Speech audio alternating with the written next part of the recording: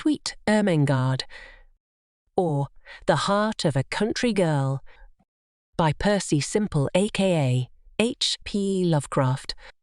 Chapter 1. A simple rustic maid.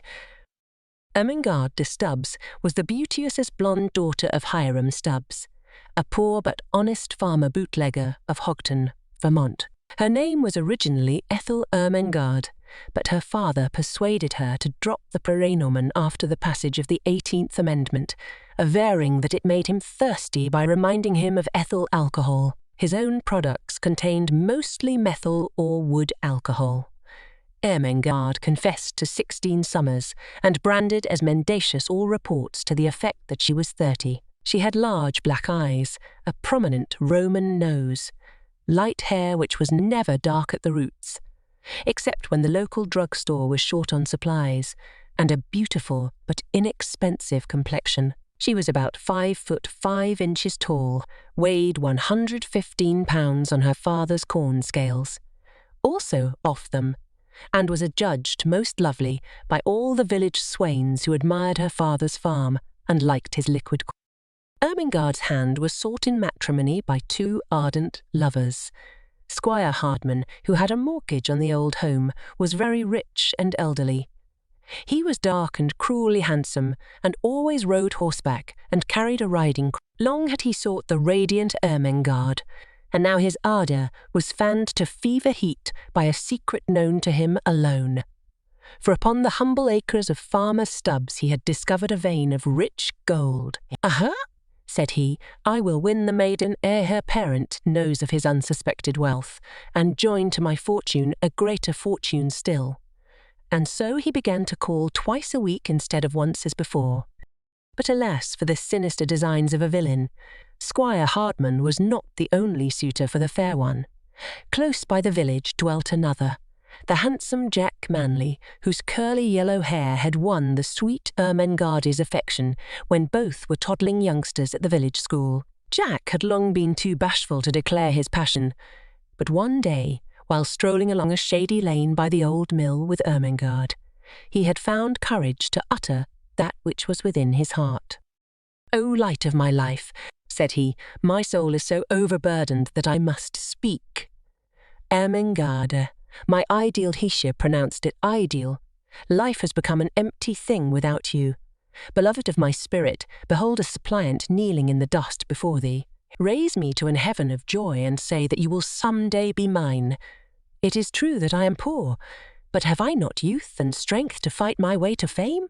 This I can do only for you, dear Ethel. Pardon me, Ermengarde." But here he paused to wipe his eyes and mop his brow, and the fair responded, "Jack, my angel at last. This is so unexpected and quite unprecedented. I had never dreamed that you entertained sentiments of affection in connection with one so lowly as Farmer Stubbs' child, for I am still but a child.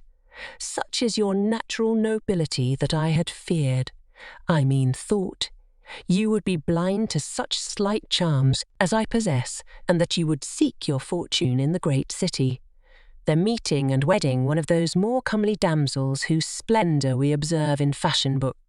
But, Jack, since it is really I whom you adore, let us waive all needless circumlocution. Jack, my darling, my heart has long been susceptible to your manly graces. I cherish an affection for thee. Consider me thine own, and be sure to buy the ring at Perkins' hardware store, where they have such nice imitation diamonds in the window. Ermengarde, me love. Jack, my precious, my darling, my own, my good. Hertened. Chapter 2. And the villains still pursued her. But these tender passages, sacred though their fervour, did not pass unobserved by profane eyes. For crouched in the bushes and gritting his teeth was the dastardly Squire Hardman. When the lovers had finally strolled away, he leapt out into the lane, viciously twirling his moustache and riding crop, and kicking an unquestionably innocent cat who was also out strolling. "Curses!" he cried, "Hardman, not the cat. I am foiled in my plot to get the farm and the girl. but Jack Manly shall never succeed. I am a man of power, and we shall see." Thereupon he repaired to the humble Stubbs cottage, where he found the fond father in the still cellar washing bottles under the supervision of the gentle wife and mother, Hannah Stubbs. Coming directly to the point, the villain spell. "Farmer Stubbs, I cherish a tender affection of long standing for your lovely offspring, Ethel Ermengarde. I am consumed with love, and wish her hand in matrimony. Always a man of few words, I will not descend to euphemism. Give me the girl, or I will foreclose the mortgage and take the old home."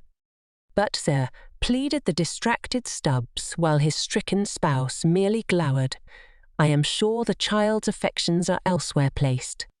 "She must be mine," sternly snapped the sinister squire. "I will make her love me. None shall resist my will. Either she becomes my wife, or the old homestead goes." And with a sneer and flick of his riding crop, Squire Hardman strode out into the night. Scarce had he departed, when there entered by the back door the radiant lovers, eager to tell the senior Stubbses of their newfound happiness.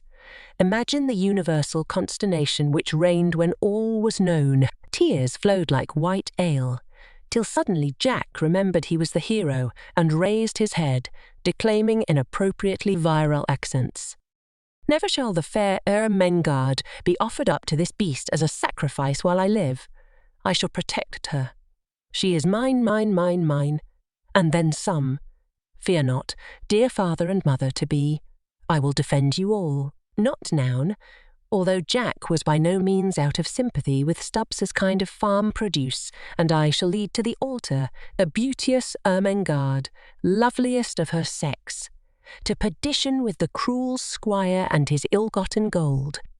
The right shall always win, and a hero is always in the right. I will go to the great city, and there make a fortune to save you all ere the mortgage fall due. Farewell, my love. I leave you now in tears, but I shall return to pay off the mortgage and Jack, my protector! Ermy, my Tootsie Roll. Dearest! Darling, and don't forget that ring at Perkins. Oh! Ah! Chapter 3. A dastardly act. But the resourceful Squire Hardman was not so easily to be foiled. Close by the village lay a disreputable settlement of unkempt shacks, populated by a shiftless scum who lived by thieving and other odd jobs. Here the devilish villain secured 2 accomplices, ill-favoured fellows who were very clearly no gentlemen, and in the night the evil 3 broke into the Stubbs cottage and abducted the fair Ermengarde, taking her to a wretched hovel in the settlement and placing her under the charge of Mother Maria, a hideous old hag. Farmer Stubbs was quite distracted and would have advertised in the papers if the cost had been less than a cent a word for each insertion. Ermengarde was firm and never wavered in her refusal to wed the villain. "Aha, my proud beauty," quoth he, "I have ye in me power, and sooner or later I will break that will of thine. Meanwhile think of your poor old father and mother as turned out of hearth and home and wandering helpless through the meadows." "Oh, spare them, said the maiden. "Never. Ah, ha ha ha," leered the brute.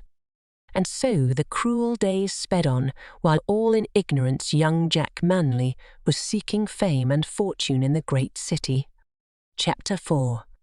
Subtle Villainy. One day Esquire Hardman sat in the front parlour of his expensive and palatial home, indulging in his favourite pastime of gnashing his teeth and swishing his riding crop. A great thought came to him, and he cursed aloud at the statue of Satan on the onyx mantelpiece. "Fool that I am," he cried. "Why did I ever waste all this trouble on the girl when I can get the farm by simply foreclosing? I never thought of that. I will let the girl go, take the farm, and be free to wed some fair city maid like the leading lady of that burlesque troupe which played last week at the town hall." And so he went down to the settlement, apologised to Ermengarde, let her go home, and went home himself to plot new crimes and invent new modes of villainy. The days wore on, and the Stubbses grew very sad over the coming loss of their home, and still but nobody seemed able to do anything about it.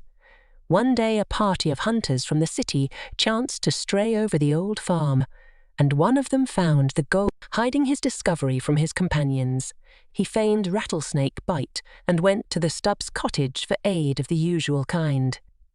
Ermengarde opened the door and saw him. He also saw her, and in that moment resolved to win her and "For my old mother's sake I must," he cried loudly to himself. No sacrifice is too great. Chapter 5. The City Chap. Algernon Reginald Jones was a polished man of the world from the great city, and in his sophisticated hands our poor little Ermengarde was as a mere child. One could almost believe that 16-year-old stuff. Algy was a fast worker, but never crude. He could have taught Hardman a thing or two about finesse in shiking, thus only a week after his advent to the Stubbs family circle, where he lurked like the vile serpent that he was. He had persuaded the heroine to elope. It was in the night that she went, leaving a note for her parents, sniffing the familiar mash for the last time, and kissing the cat goodbye. Touching stuff. On the train, Algernon became sleepy and slumped down in his seat, allowing a paper to fall out of his pocket by accident. Ermengarde, taking advantage of her supposed position as a bride-elect, picked up the folded sheet and read its perfumed expanse. When lo, she almost fainted. It was a love letter from another woman. Perfidious deceiver. She whispered at the sleeping Algernon, "So this is all that your boasted fidelity amounts to. I am done with you for all eternity." So saying, she pushed him out the window and settled down for a much-needed rest. Chapter 6. Alone in the great city. When the noisy train pulled into the dark station at the city, poor helpless Ermengarde was all alone without the money to get back to Houghton. "Oh, why," she sighed in innocent regret, "didn't I take his pocketbook before I pushed him out? Oh well, I should worry. He told me all about the city so I can easily earn enough to get home if not to pay off the mortgage." But alas for our little heroine. Work is not easy for a greenhorn to secure. So for a week she was forced to sleep on park benches and obtain food from the breadline. Once a wily and wicked person, perceiving her helplessness, offered her a position as dishwasher in a fashionable and depraved cabaret. But our heroine was true to her rustic ideals and refused to work in such a gilded and glittering palace of frivolity, especially since she was offered only $3 per week with meals, but no board. She tried to look up Jack Manley, her one-time lover, but he was nowhere to be found. Yet as perchance, too, he would not have known her, for in her poverty she had perforce become a brunette again, and Jack had not beheld her in that state since. One day she found a neat but costly purse in the park, and after seeing that there was not much in it, took it to the rich lady whose card proclaimed her ownership. Delighted beyond words at the honesty of this forlorn waif, the aristocratic Mrs. Vanity adopted Ermengarde to replace the little one who had been stolen from her so many years ago. "How like my precious Maud," she sighed as she watched the fair brunette return to blunderness. And so several weeks passed, with the old folks at home tearing their hair and the wicked Squire Hardman chuckling devilishly. Chapter 7. Happy ever afterward.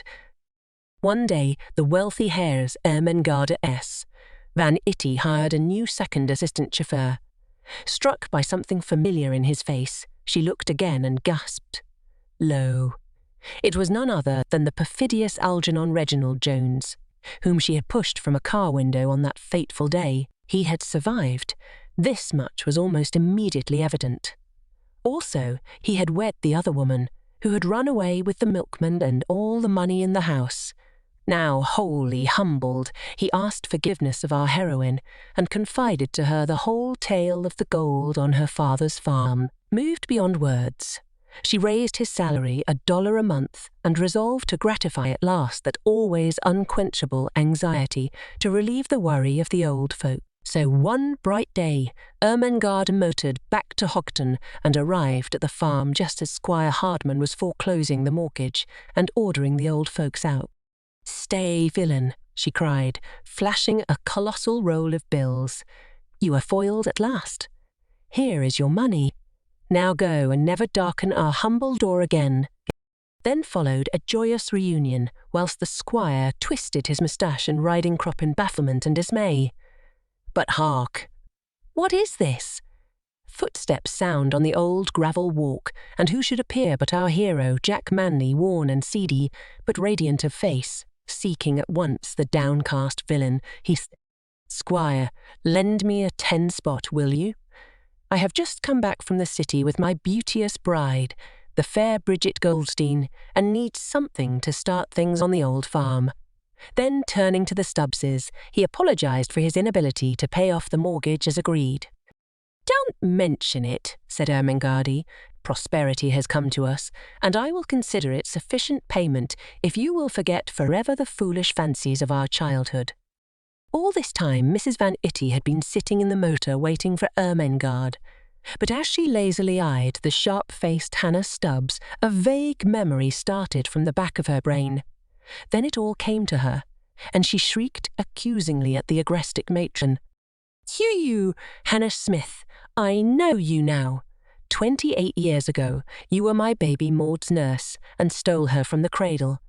Where? Oh, where is my child?" Then a thought came as the lightning in a murky sky. "Ermengarde, you say she is your daughter. Deve, she is mine. Fate has restored to me my old child, my tiny Maudie. Ermengarde, come to your mother's loving arms." But Ermengarde was doing some tall thinking. How could she get away with the 16-year-old stuff if she had been stolen 28 years ago? And if she was not Stubbs' daughter, the gold would never be hers. Mrs. Van Itty was rich, but Squire Hardman was richer.